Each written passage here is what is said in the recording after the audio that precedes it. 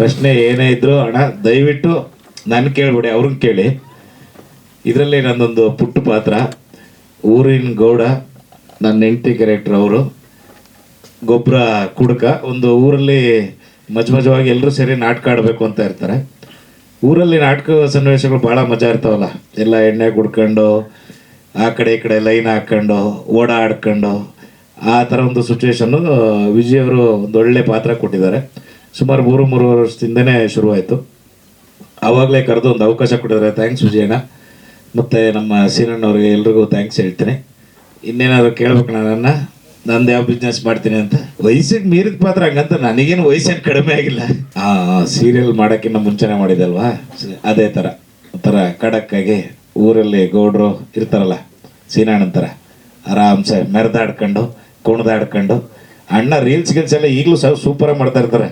ಇಲ್ಲ ಆ್ಯಕ್ಚುಲಿ ನಾನು ಸೀನಣ್ಣನ ರೆಪ್ರೆಸೆಂಟ್ ಮಾಡ್ತಾ ಇರೋದು ಕ್ಯಾರೆಕ್ಟ್ರು. ಅದ್ಭುತವಾಗಿ ಬಂದಿದೆ, ಭಾಳ ಖುಷಿ ಆಗುತ್ತೆ. ಈ ಟ್ರೈಲರ್ ನೋಡಿದ್ರಲ್ಲ, ಭಾಳ ಸಖತ್ತಾಗಿದೆ. ಸಂಭಾಷಣೆ ಸೂಪರಾಗಿ ಬರೆದಿದ್ದಾರೆ. ಡೈಲಾಗ್ ಅಂತೂ ಸಿಕ್ಕಾಪಟ್ಟೆ ಸಖತ್ತಾಗಿದೆ. ಇಷ್ಟು ದೊಡ್ಡ ಡೈರೆಕ್ಟ್ರು ಪಕ್ಕದಲ್ಲಿ ನಮಗೂ ಕೂರ್ಸೋಕ್ಕೆ ಅವಕಾಶ ಕೊಟ್ಟಂತ ವಿಜಯ್ ಅವ್ರಿಗೆ. ವಿಜಯ್ ಕಿಲಾರ ಅವರು ಆಲ್ವೇಸ್ ಒಂದು ರೀಸೆಂಟ್ಲಿ ಒಂದು ಸಾಂಗ್ ಮಾಡಿದರು, ಅದನ್ನು ತೊಗೊಂಡು ಬಂದರು. ಎಷ್ಟು ಸೊಗಸಾಗಿ ಶೂಟಿಂಗ್ ಮಾಡಿ ತುಂಬ ಚೆನ್ನಾಗಿ ಬ್ಯೂಟಿಫುಲ್ಲಾಗಿ ಮಾಡಿದರು. ಅಂದರೆ ಅವ್ರ ಕನಸು ತುಂಬ ಚೆನ್ನಾಗಿದೆ. ಒಂದು ಒಳ್ಳೆ ಕನಸು ಕಟ್ಕೊಂಡು ದಾಸಪ್ಪ ಅಂತ ಸಿನಿಮಾ ಮಾಡಿದ್ದಾರೆ. ಅದ್ರ ಟ್ರೇಲರ್ ಬಂದುಬಿಟ್ಟು ಸಿರಿ ಮ್ಯೂಸಿಕ್ನಲ್ಲಿ ಈಗಾಗಲೇ ರಿಲೀಸ್ ಆಗಿದೆ. ಈಗಲೂ ನೋಡ್ಬೋದು ಸಿರಿ ಮ್ಯೂಸಿಕ್ ಯೂಟ್ಯೂಬ್ ಚಾನಲಲ್ಲಿ. ಸೊ ವಿಜಯ್ ಕನಸು ಏನಿದೆ ಎಲ್ರಿಗೂ ಹಂಚಿಕೊಟ್ಟಿದ್ದಾರೆ.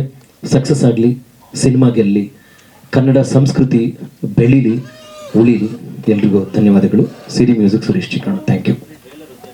ಒಂದೇ ಟ್ರೈಲರ್ ಇರೋದು, ಸಾಂಗ್ಸ್ ಏನೂ ಇಲ್ಲ.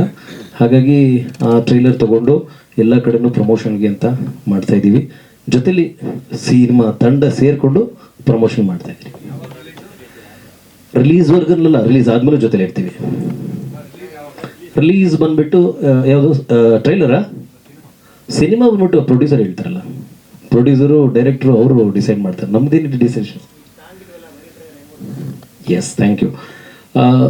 ಏನಂತ ಹೇಳಿದ್ರೆ, ಸಾಂಗ್ನಲ್ಲೂ ಇಲ್ದಿರೋಂಥ ಪಂಚ್ಗಳು, ಡೈಲಾಗ್ಗಳು ಟ್ರೈಲರ್ನಲ್ಲಿ ತುಂಬ ಚೆನ್ನಾಗಿದೆ. ಸ್ಪೆಷಲಿ ಹಳ್ಳಿ ಅಂದರೆ ಬಿ ಗ್ರೇಡ್ ಅಂದರೆ ಲೈಕ್ ಆ ಥರ ಎಲ್ಲ ನೋಡಿ. ಈಗಿನ ಏನು ಎಲ್ರಿಗೂ ಎಂಟರ್ಟೈನ್ಮೆಂಟ್ ಬೇಕು.